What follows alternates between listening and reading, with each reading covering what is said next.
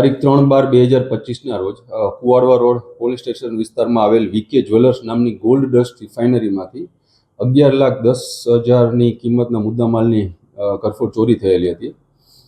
માનનીય CP sir, additional CP sir તથા DCP crime Jagdish Bangarwa સરની સૂચનાથી આ મિલકત સંબંધી ગુનેગારોને પકડવાની સૂચના હોય, જેના અનુસંધાને રાજકોટ શહેર ક્રાઇમ બ્રાન્ચ પીઆઈઓની અલગ અલગ ટીમ બનાવીને આ ગુનો ડિટેક્ટ કરવા તથા આરોપીઓને પકડવા માટે અલગ અલગ ટીમો બનાવેલી હોય.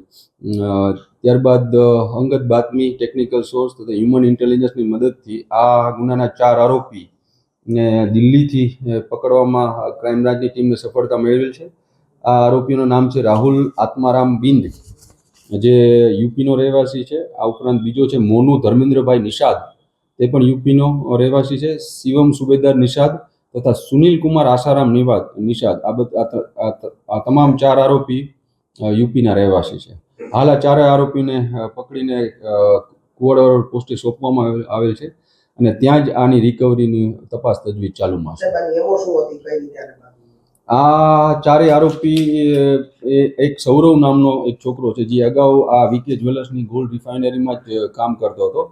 એમને આ 4 આરોપીઓને ટીપ આપેલી હતી અને એવી રીતે જ રેકી કરીને આ 4 આરોપીઓએ આ ચોરીને અંજામ આપ્યો.